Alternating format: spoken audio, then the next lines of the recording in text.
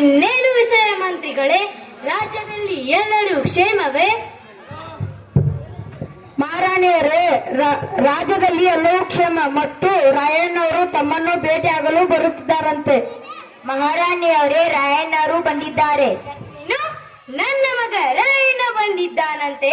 ಅವನನ್ನು ಮೊದಲು ಕರೆದು ತನ್ನಿ.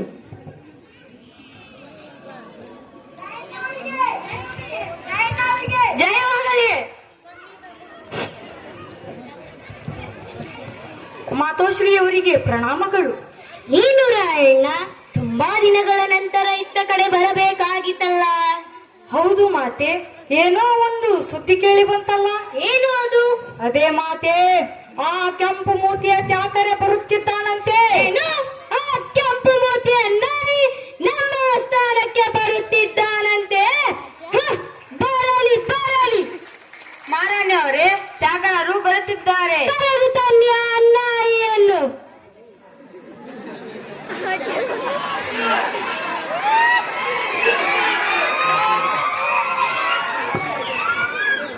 ನಮಸ್ಕಾರ ಚೆನ್ನಮ್ಮಾಜಿ. ಇರಲಿ ಇರಲಿ, ಬಂದ ವಿಷಯ ಕಪ್ಪ ಕೇಳುವುದಕ್ಕೆ. ಏನು? ಕಪ್ಪ ಕೇಳುವುದಕ್ಕೆ ನಾವೇಕೆ ಕೊಡಬೇಕು ಕಪ್ಪ? ಚೆನ್ನಮ್ಮ, ನೀವು ಕಪ್ಪ ಕೊಡಲು ಹೋದರೆ ನಾವು ನಮ್ಮ ಮೇಲಾಧಿಕಾರಿಗಳಿಗೆ ಹೇಳಬೇಕಾಗುತ್ತದೆ.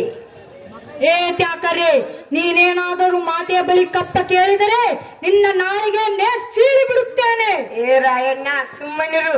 ನಿನಗೆ ಮಾತನಾಡಲು ಯಾವ ಅಧಿಕಾರವೂ ಇಲ್ಲ. ಅವನಿಗೆ ಅಧಿಕಾರವಿಲ್ಲ. ಅವನು ನನ್ನ ದತ್ತು ಪುತ್ರ. ಅವನಿಗೆ ಮಾತನಾಡಲು ಸಂಪೂರ್ಣ ಅಧಿಕಾರವಿದೆ. ಚೆನ್ನಮ್ಮ, ನೀವು ಕಪ್ಪ ಕೊಡಲು ಹೋದರೆ ನಾವು ಕಪ್ಪವನ್ನು ಬಲವಂತಾಗಿ ಕಿತ್ತುಕೊಳ್ಳಬೇಕಾಗುತ್ತದೆ. ನಾವೇಕೆ ಕೊಡಬೇಕು ಕಪ್ಪ? ನೀವೇನು ನಮ್ಮನ್ನು ಹುಟ್ಟಿದ್ದೀರಾ, ಬಿತ್ತಿದ್ದೀರಾ, ನೀರು ಹಾಕಿ ಸಸಿ ನೆಟ್ಟವರಿಗೆ ಅಂಬಲಿ ಕಾಯಿಸಿಕೊಟ್ಟಿದ್ದೀರಾ? ನಿಮಗೇಕೆ ಕೊಡಬೇಕು ಕಪ್ಪ? ನೀವೇನು ನಮ್ಮ ಅಣ್ಣ ತಮ್ಮಂದಿರ, ದಾಯಾದಿಗಳ ಸಂಬಂಧಿಕರ? ನಿಮಗೇಕೆ ಕೊಡಬೇಕು ಕಪ್ಪ? ಚೆನ್ನಮ್ಮ, ಸುಮ್ಮನೆ ಕಪ್ಪ ಕೊಟ್ಟು ಬಿಡಿ. ಮುಚ್ಚು ಬಾಯ್. ತಾಯಿಯ ಆಸ್ಥಾನಕ್ಕೆ ಬಂದು ತಾಯಿಯವರು ಮಾತನಾಡಲು ಸೊಕ್ಕೇನ ನಿನಗ? ಬಂದ ದಾರಿಗೆ ಸುಂಕವಿಲ್ಲವೆಂದು ಹೊರಟು ಹೋಗು, ಇಲ್ಲವಾದಲ್ಲಿ ನಿನ್ನ ರುಂಡವನ್ನೇ ಚಂಡಾಡಿ ಬಿಡುವೆನು.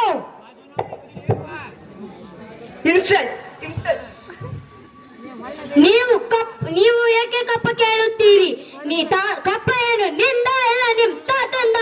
ಬಾಗಿಲು ತಗಲೆ ಮನೆಗೆ ನುಗ್ಗಿ ಏಜಲನ್ನು ತಿನ್ನುವಂತಹ ಕಂದ್ರಿ ನಾಯಿಗಳು ನೀವು. ನಿಮಗೇಕೆ ಕೊಡಬೇಕು ಕಪ್ಪ?